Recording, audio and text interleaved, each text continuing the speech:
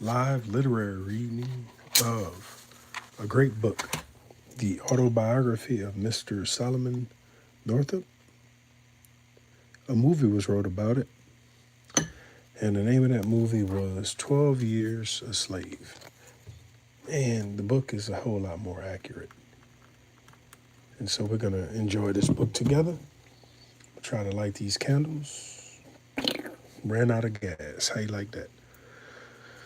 So let's try to do this right here. I want to thank you guys for supporting this live literature reading for all of these many nights now, And I'm trying to be cheap.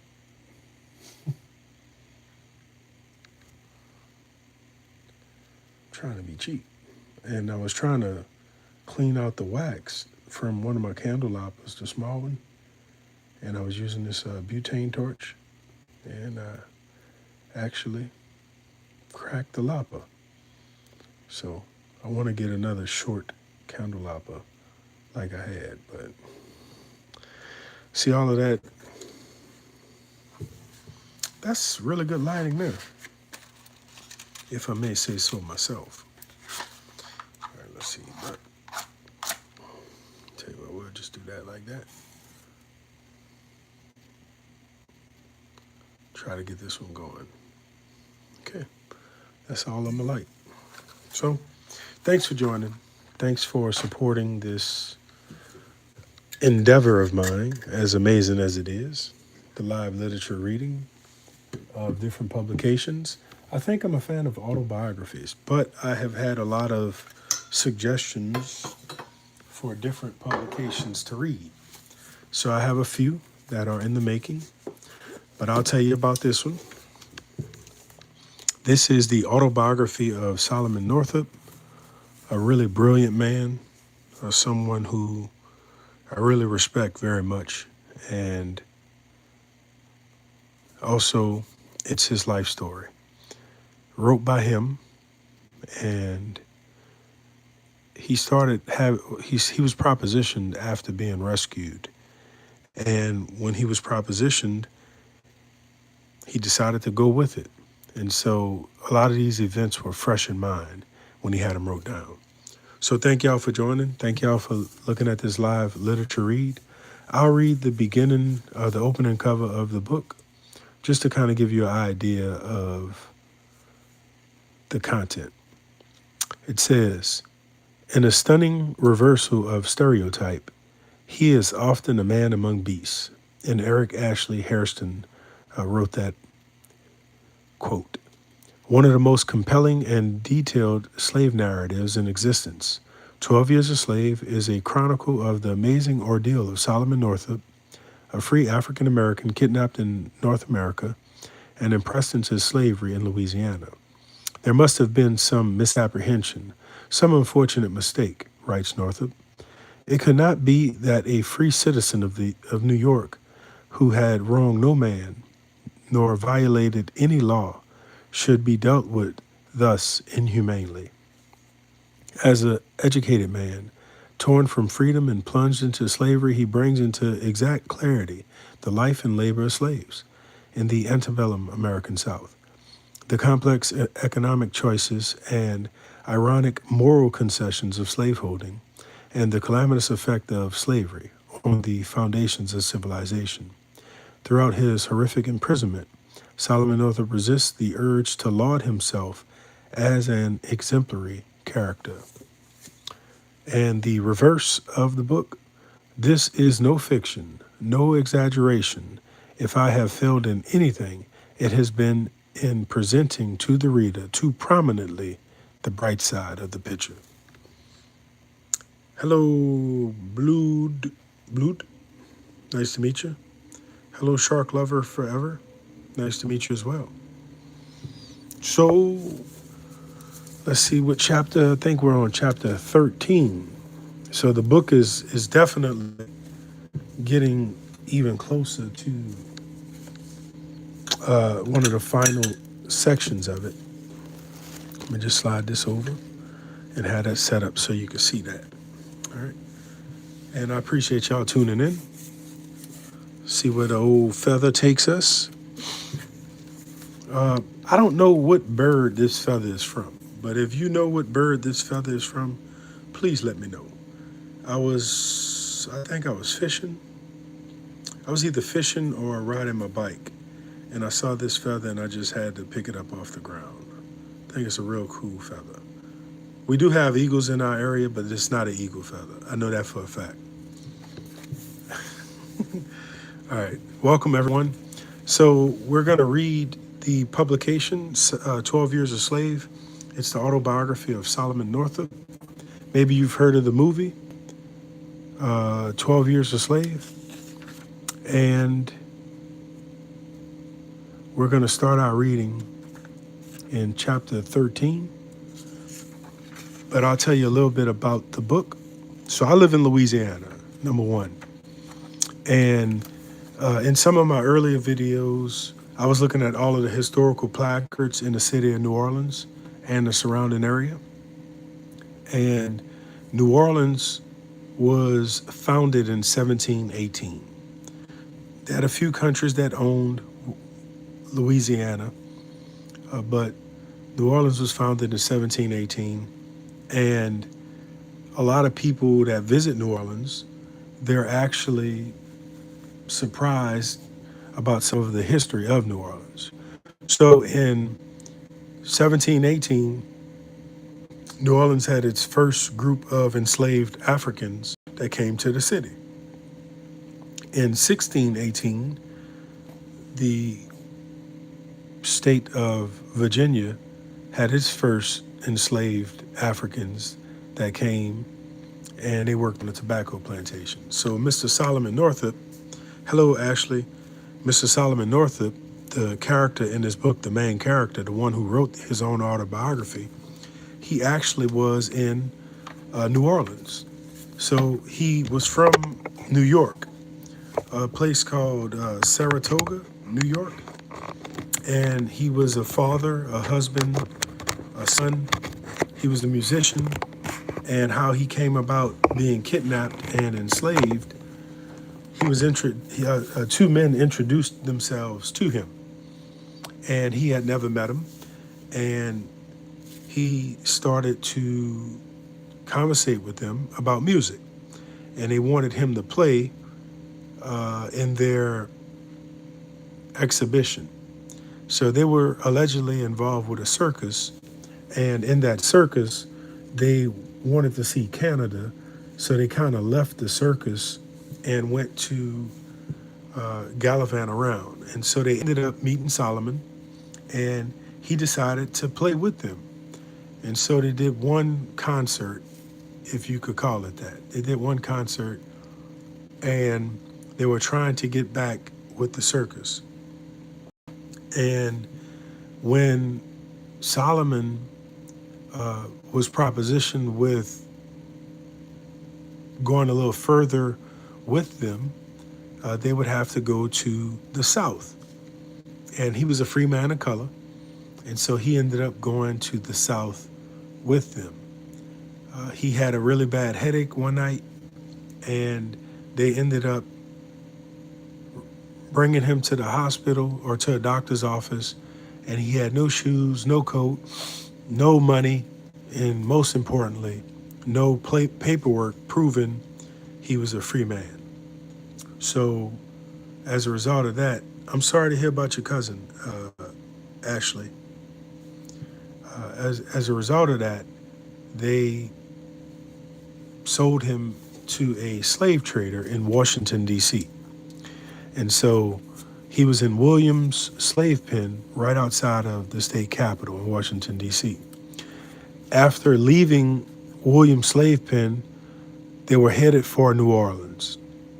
They encountered a possible hurricane or some type of bad storm where everybody was seasick. They also encountered smallpox. A man named Robert, who was a free man that was kidnapped, he died of smallpox. So he was buried at sea and performed, Solomon did, as all enslaved people had to do, for different potential buyers of them. And so Solomon was sold to a man named William Ford who lived in Avoyes Parish, right around Alexandria. And he went to a few different, he went through a few different trials while he worked for Mr. Ford, but he really enjoyed Mr. Ford. And one of the remarks he made about Mr. Ford was there wasn't a kinder man on earth. And if he could have, he would have stayed, if he could have had his family, he would have worked for Mr. Ford the remainder of his life with no consequence at all. He would have did it. So we just left off from Solomon being attacked by Tidbits, and Tidbits tried to kill Solomon, and Solomon ran for his life through the swamps of Louisiana. And once he survived running through the swamp, he made it back to Mr. Ford's plantation where he was consoled, he was fed, and he was basically nursed back to health. But he survived running through the swamp. He knew how to swim, so which was a good thing. But he explained how dangerous the swamp was with all of the cottonmouths and the snakes, the venomous snakes everywhere, the big alligators everywhere, the black bear, the Louisiana tiger, which I didn't know about, and I need to do some research on that. But the Louisiana tiger, he talked about all of his ordeal in the swamp, and how dangerous it was.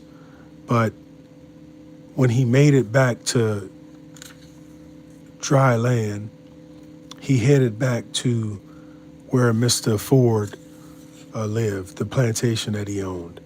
And he received a warm welcome from Mr. Ford.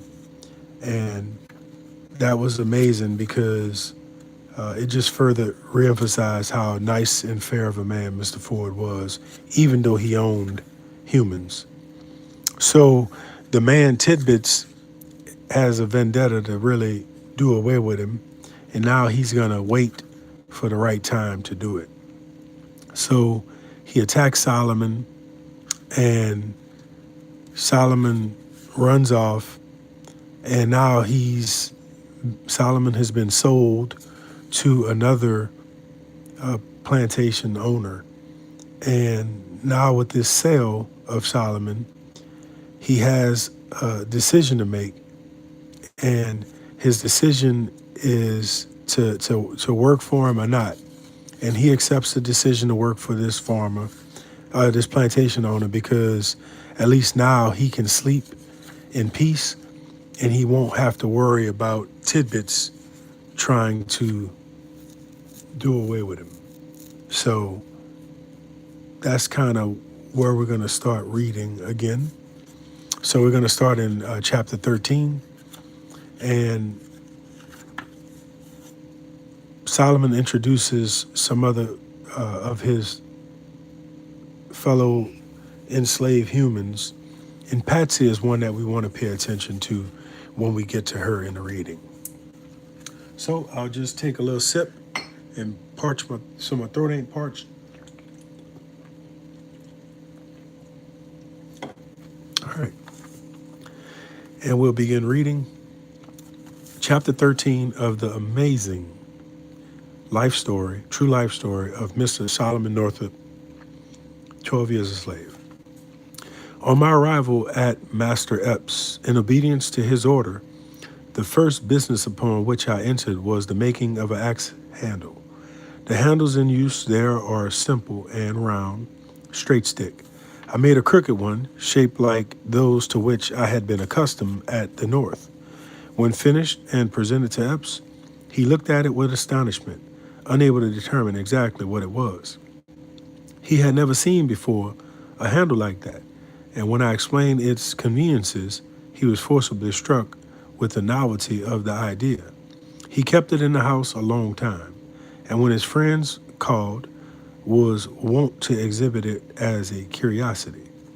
It was now the season of hoeing. I was first sent in the cornfield and afterwards sent to scrape cotton. In the employment, I remained until hoeing time was nearly past. When I began to experience the symptoms of approaching illness, I was attacked with chills, which were succeeded by a burning fever. I became weak and emaciated, and frequently so dizzy it caused me to reel and stagger like a drunken man. Nevertheless, I was compelled to keep my row up. When in health, I found little difficulty in keeping pace with my fellow laborers, but now it seemed to be an utter impossibility. Often I fell behind, when the driver's lash was sure to greet my back, infusing into my sick and drooping body a little temporary energy. I continued to decline until the length of the whip became entirely ineffectual. The sharpest sting of the rawhide could not arouse me.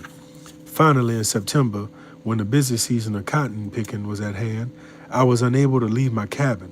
Up to this time, I had received no medicine, nor any attention from my master or mistress. The old cook visited me occasionally, preparing me corn coffee and sometimes boiling a bit of bacon, when I had grown too feeble to accomplish it myself. When it was said that I would die, Master Epps, unwillingly to bear the loss which the death of an animal worth $1,000 would bring upon him, concluded to incur the expense of sending to Holmesville for Dr. Wines. He announced to Epps that it was the effect of the climate, and there was a probability of his losing me. He directed me to eat no meat and to partake of no more food than was absolutely necessary to sustain my life. Several weeks elapsed, during which time, under the scanty diet to which I was subjected, I had partially recovered. One morning, long before I was in a proper condition of labor, Epps appeared at the cabin door and presented me a sack, ordered me to the cotton field. At this time, I had no experience whatsoever in cotton picking. It was an awkward business indeed. While others used both hands, snatching the cotton and depositing it in the mouth of the sack with a precision and dexterity that was incomprehensible to me, I had to seize the ball with one hand and deliberately draw out the white gushing blossom with the other. Depositing the cotton in the sack, moreover, was a difficulty that demanded the exercise of both hands and eyes. I was compelled to pick it from the stalk where it had grown. I made havoc also with the branches, loaded with the yet unbroken bowls, the long cumbersome sack swinging from side to side in a manner not allowable in a cotton field. After a most laborious day, I arrived in the gin house with my load. When the scale determined its weight to only be 95 pounds, not half the quantity required of the poorest picker, Epps threatened the severest flogging, but in consideration of my being a raw hand, concluded to pardon me on that occasion. The following day and many days succeeding, I returned at night with no better success. I was evidently not designed for that kind of labor. I had not the gift, the dexterity fingers, and quick motion of Patsy, who could fly along one side of a row of cotton, stripping it of its undefiled and fleecy whiteness miraculously fast. Practice and whipping were alike unveiling, and Epps, satisfied of it at last, swore I was a disgrace, that I was not fit to associate with a cotton-picking nigger, that I could not pick enough in a day to pay the trouble of weighing it, and that I should go into the cotton field no more. I was now employed in cutting and hauling wood, drawing cotton from the field to the gin house, and perform whatever other service was required. Suffice to say, I was never permitted to be idle. It was rarely that a day passed by without one or more whippings. This occurred at the time the cotton was weighed. The delinquent, whose weight had fallen short, was taken out, stripped, made to lie upon the ground face downwards. When he received a punishment proportioned to his offense, it is the literal, unvarnished truth that the crack of the lash and the shrieking of the slaves can be heard from dark till bedtime on Epps plantation, any day almost during the entire period of the cotton-picking season. The number of lashes is graduated according to the nature of the case. 25 are deemed a mere brush. inflicted, for instance, when a dry leaf or piece of bowl is found in the cotton, or when a branch is broken in the field. 50 is the ordinary penalty, following all delinquencies of the next higher grade. 100 is called severe. It is the punishment inflicted for the serious offense of standing idle in the field. From 150 to 200 is bestowed upon him who quarrels with his cabin mates, and 500, well laid on, besides the mangling of the dogs, perhaps, is certain to consign the poor unpitied runaway to weeks of pain and agony. During the 2 years Epps remained on the plantation at Bayou Huff Power, he was in the habit, as often as once in a fortnight at least, of coming home intoxicated from Holmesville. The shooting matches almost invariably concluded with a debauch. At such times, he was boisterous and half crazy. Often he would break the dishes, chairs, and whatever furniture he could lay his hands on. When satisfied with his amusement in the house, he would seize the whip and walk forth in the yard. Then it behooved the slaves to be watching and exceedingly wary. The first one who came within reach felt the smart of his lash. Sometimes for hours he would keep them running in all directions, dodging around the corners of the cabin. Occasionally he would come upon one unawares, and if he succeeded in inflicting a fair, round blow, it was a feat that much delighted him. The younger children and the aged, who had become inactive, suffered then. In the midst of the confusion, he would slyly take his stand behind the cabin, waiting with a raised whip to dash it into the first black face that peeped cautiously around the corner. At other times, he would come home in a less brutal humor. Then there must be a merrymaking. Then all must move to the measure of a tune. Then Master Epps must need regal his melody is with the music of a fiddle. Then did he become buoyant, elastic, gaily, tripping the light, fantastic tote around the piazza and all through the house. Tibbets, at the time of my sale, had informed him I could play the violin. He had received this information from Ford through the importunities of Mistress Epps. Her husband had been induced to purchase me one during a visit to New Orleans. Frequently I was called in the house to play before the family, Mistress being passionately fond of music. All of us would be assembled in the large room of the great house whenever Epps came home in one of his dancing moods. No matter how worn out and tired we were, there must be a general dance. When properly stationed on the floor, I would strike up a tune. "Dance, you niggers, dance," Epps would shout. Then there must be no halting or delay, no slow or languid movements. All must be brisk and lively and alert. Up and down, heel and toe, and away we go, was the order of the hour. Epps portly mingled with those in his dusky slaves, moving rapidly through all the mazes of the dance. Usually his whip was in hand, ready to fall about the ears of the presumptuous thrall who dared to rest a moment, or even stop to catch his breath. When he was himself exhausted, there would be a brief cessation, but it would be very brief.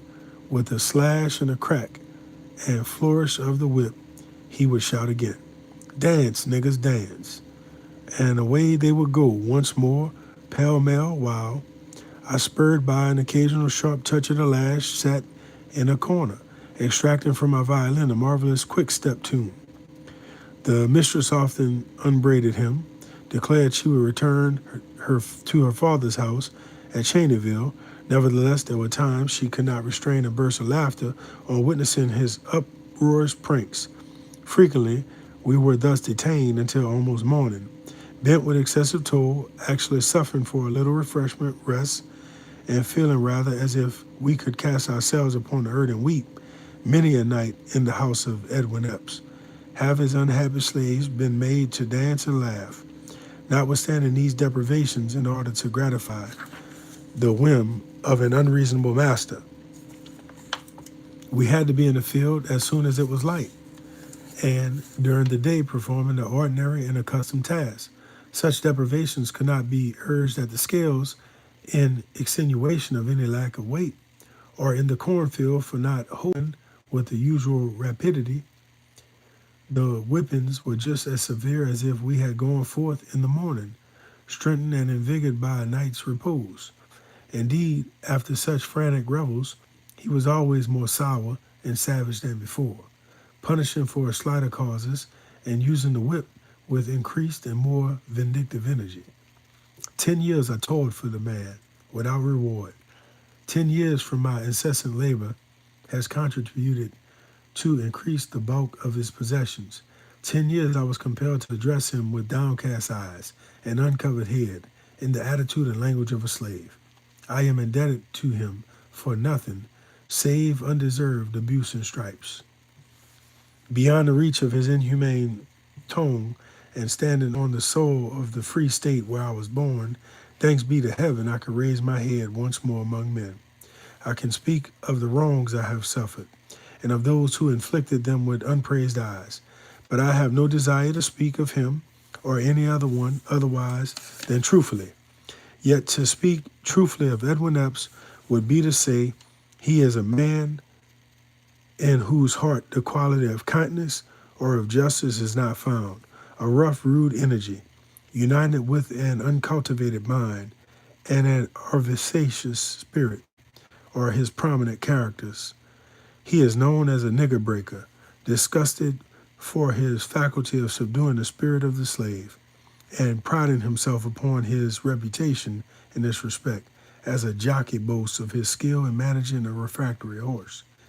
He looked upon a colored man not as a human being, responsible to his creator for the small talent entrusted to him, but as a chattel person, as a mere live property, no better except in value than his mule or his dog. When evidence clear and indisputable was laid before him that I was a free man, as much entitled to my liberty as he, when on the day I left, he was informed that I had a wife and children as dear to me as his own babies to him, he only raved and swore, denouncing the law that tore me from him, and declaring he would find out the man who forwarded the letter that disclosed the place of my captivity. If there were any virtue of power and money, and would take his life, he thought of nothing but his loss, and cursed me for having been born free. He could have stood unmoved and seen the tongues of his poor slaves torn out by the roots. He could have seen them burned to ashes over a slow fire or gnawed to death by dogs, if it only brought him profit. Such a hard, cruel, unjust man as Edwin Epps. There was but one greater savage on Bayou Buff than he. Jim Burns' plantation was cultivated, as already mentioned, exclusively by women. That barbarian kept their backs so sore and raw that they could not perform their customary labor demanded daily of a slave. He boasted of his cruelty, and through all the country round was accounted as a more thoroughgoing, energetic man than even Epps. A brute himself, Jim Burns had not a particular particle of mercy for his subject brutes, and like a fool whipped and scourged away the very strength upon which depended his amount of gain. Epps remained on Huff Power 2 more years, when having accumulated a considerable sum of money, he expended it in the purchase of the plantation on the east bank of Bayou Buff, where he still continues to reside. He took possession of it in 1845, after the holidays were past. He carried thither with him 9 slaves, all of whom, except myself and Susan, who has since died, remain there yet. He made no addition to this force, and for 8 years the following were my companions in his quarter: Abram, Wally, Phoebe, Bob, Henry, Edward, and Patsy. All of these except Edward, born since, were purchased out of the drove by Epps during the time he was overseer by Archie B. Williams, whose plantation is situated on the shore of Red River, not far from Alexandria. Abram was tall, standing a full head above any common man. He is 60 years of age and was born in Tennessee 20 years ago. He was purchased by a trader, carried into South Carolina, and sold to James Buford of Williamsburg County. in that state. In his youth, he was renowned for his great strength, but age and unremitting toil have somewhat shattered his powerful frame and enfeebled his mental faculties. Wiley was 48. He was born of the estate of William Tassel, and for many years took charge of that gentleman's ferry over the Big Black River in South Carolina. Phoebe was a slave of Buford Tassel's neighbor, and having married Wiley, he bought the latter at her instigation. Buford was a kind master, sheriff of the county, and in those days a man of wealth. Bob and Henry are Phoebe's children by a former husband, their father having been abandoned to give place to Wiley. That seductive youth had insinuated himself into Phoebe's affections, and therefore the faithless spouse had gently kicked her first husband out of her cabin door. Edward had been born to them on Bayou Huff Power. Patsy is 23, also from Buford's plantation. She is in no wise connected with the others, but glories in the fact that she is the offspring of a Ghanaian nigger brought over to Cuba in a slave ship and in the course of the trade to Buford, who was her mother's owner. This, as I learned from them, is the genealogical account of my master's slaves. For years they had been together. Often they recalled the memories of other days and sighed to retrace their steps to the old home in Carolina. Troubles came upon their master Buford, which brought far greater troubles upon them. He became involved in debt, and unable to bear up against his failing fortunes, he was compelled to sell these and other of his slaves. In a chain gang, they had been driven from beyond Mississippi to the plantation of Archie B. Williams. Edwin Epps, who for a long while had been his driver and overseer, was about establishing himself in the business on his own account at the time of their arrival and accepted them in payment of his wages. Old Abram was a kind-hearted being, a sort of patriarch among us, fond of entertaining his younger brethren with grave and serious discourse. He was deeply versed in such philosophy as is taught in the cabin of a slave. But the great absorbing hobby of Uncle Abram was General Jackson, whom his younger master in Tennessee had followed to the wars. He loved to wander back in imagination to the place where he was born and to recount the scenes of his youth during those stirring times when the nation was in arms. He had been an athlete and more keen and powerful than the generality of his race. But now his eye had become dim and his natural force abated. Very often indeed, while discussing the best method of baking the hoe cake or expatiating a large upon the glory of Jackson, he would forget where he left his hat or his hoe or his basket, and then would the old man be laughing at. If Epps was absent, and Whip if he was present, so was he perplexed continually, and sighed to think that he was growing aged and going to decay. Philosophy and Jackson about forgetfulness, he played to mischief with him, and it was evident that all of them combined were fast bringing down the gray hairs of Uncle Abram to the grave.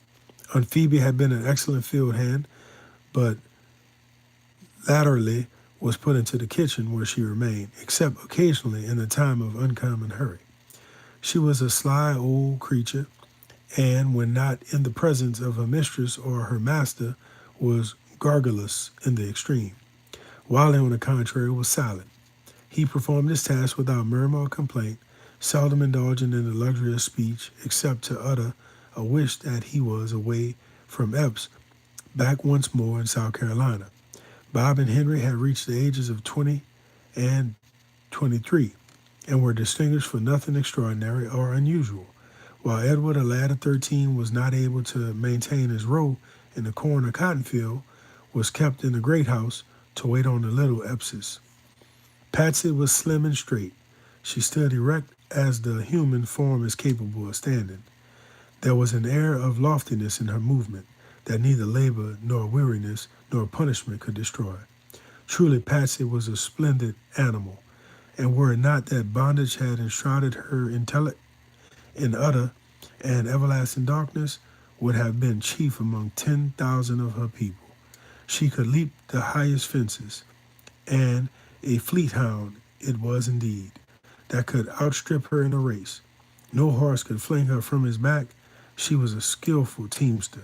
She turned as true a furrow as the best, and at splitting rails there were none that could excel her.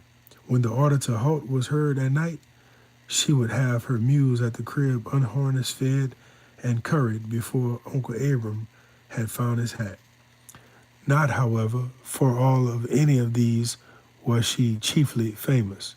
Such lightning-like motion was in her fingers, and no other fingers ever possessed, and therefore it was that in cotton-picking time, Patsy was the queen of the field. She had a genial and pleasant temper, and was faithful and obedient. Naturally, she was a joyous creature, a laughing, light-hearted girl, rejoicing in the mere sense of existence. Yet Patsy wept oftener and suffered more than any of her companions. She had been literally excoriated. Her back bore the scars of 1,000 stripes, not because she was backward in her work, nor because she was an unmindful and rebellious spirit, but because it had fallen her lot to be the slave of a licentious master and a jealous mistress. She shrank before the lustful eye of the one, and was in danger even of her life at the hands of the other. And between the two, she was indeed accursed. In the great house for days together, there were high and angry words, poutings and estrangement whereof she was the innocent cause. Nothing delighted the mistress so much as to see her suffer.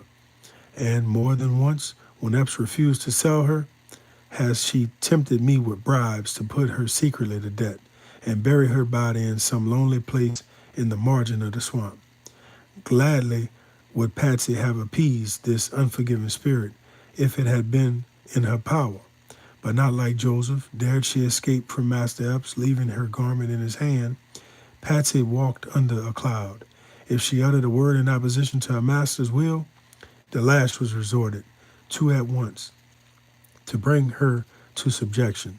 If she was not watchful when about her cabin, or when walking in the yard, a billet of wood or a broken bottle, perhaps hurled from her mistress' hand, would smite her unexpectedly in the face.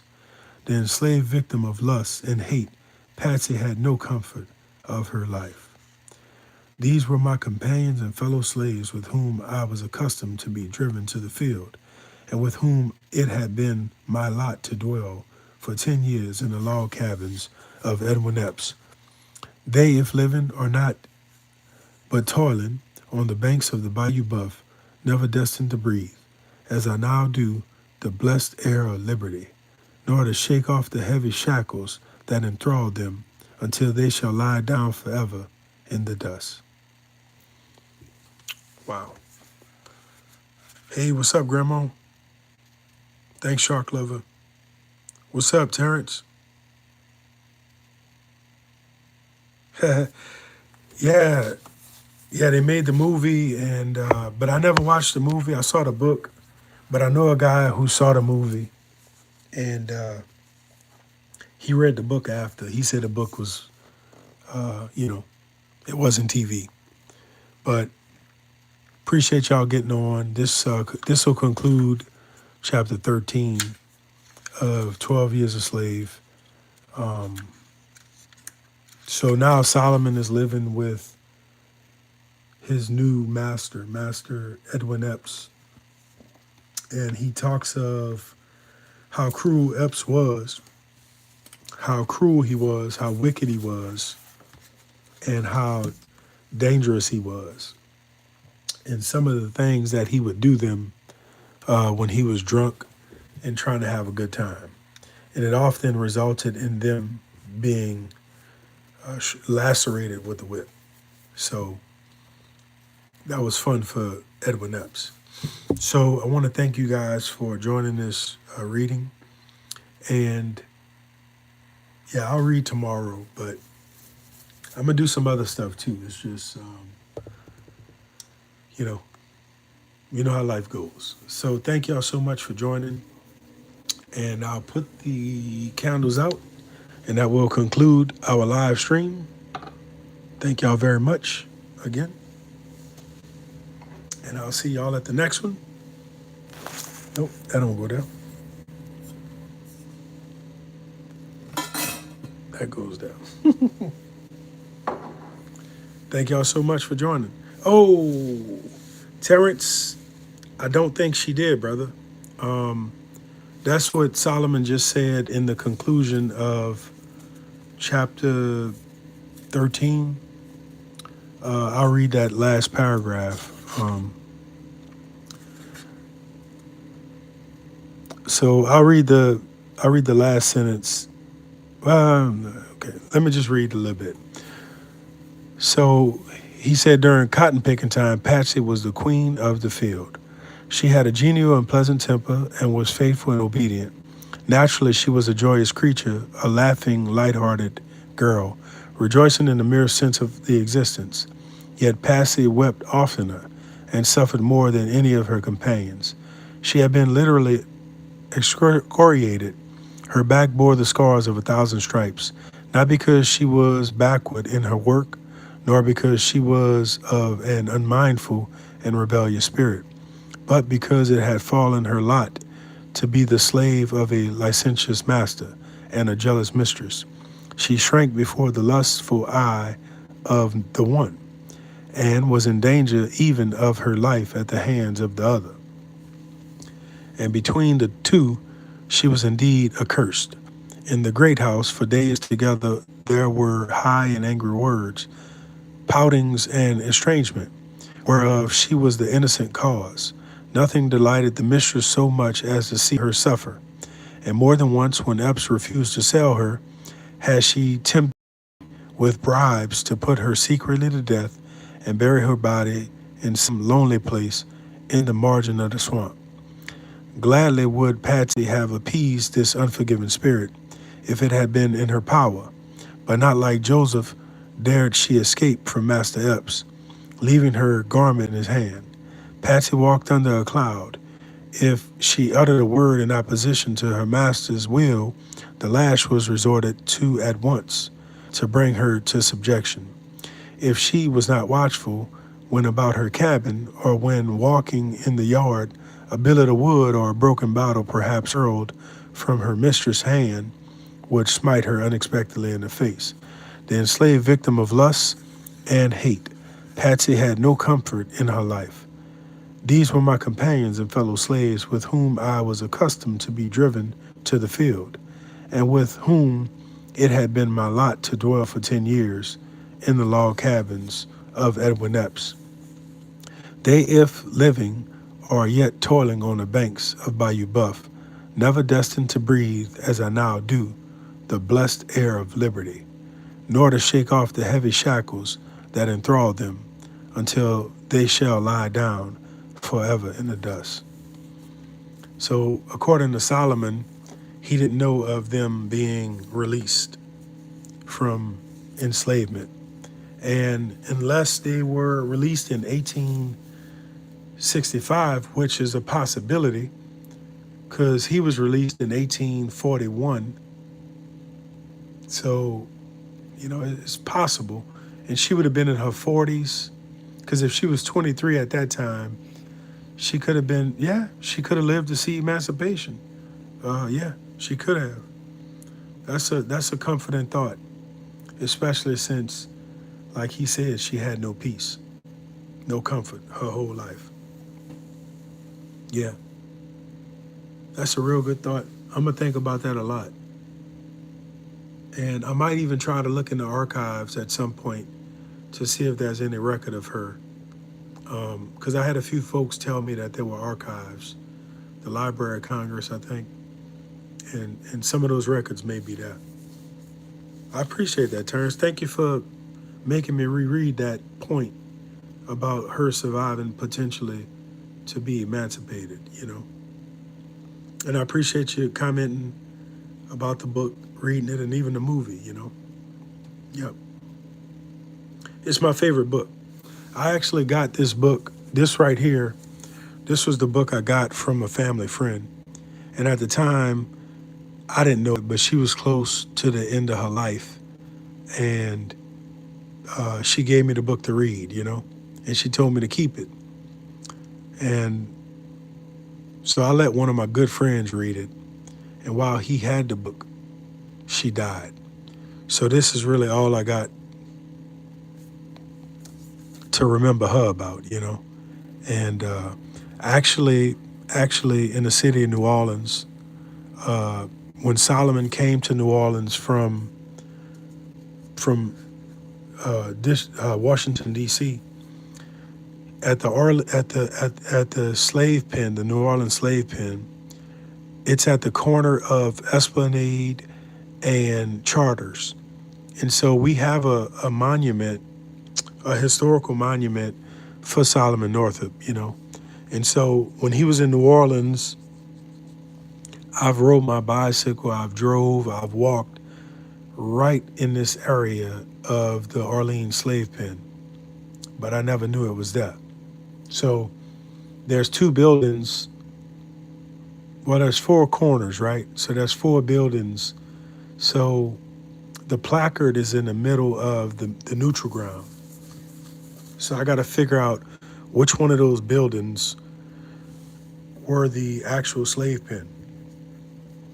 But he was in my city, you know, and the area that he talked about, Bayou Buff, I've duck hunted in Bayou Buff, you know, like yeah, I've duck hunted out there, you know, but I know he passed through the Thibodeau area too. So it's a very interesting story. And the first time I read the book, I realized that's what's up, bro. That's what's up. I appreciate you sharing that. I want to actually, because New Orleans was big with the transatlantic slave trade. And then when that got outlawed, then they really ramped up the domestic slave trade. So that's where, like, you know, you had more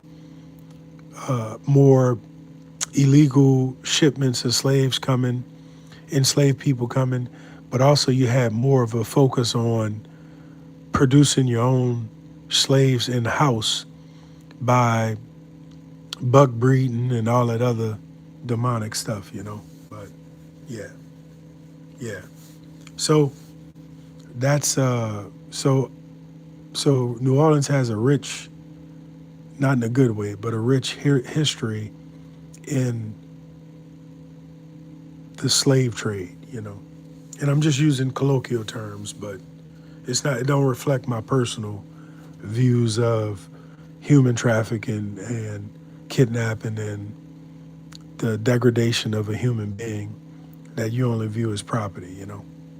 But I do want to thank y'all for joining, and I appreciate the comments. Appreciate y'all supporting this live stream. And I'll see y'all on tomorrow for another chapter. I may go live tomorrow and do some other stuff, but I'm gonna try to read in the evening when I could burn these candles and, you know, go back in time in history. So I do have a few other books coming up once I'm done this one. I am gonna try to consistently read on the channel, and I'm either gonna do. I want to stick with autobiographies, but I've had a few suggestions for a few books, so I just need to check them out from just like a content standpoint to see exactly what they're about and then read them, you know. But I appreciate y'all's support. I appreciate y'all tuning in, and I'll see y'all at the next one, okay?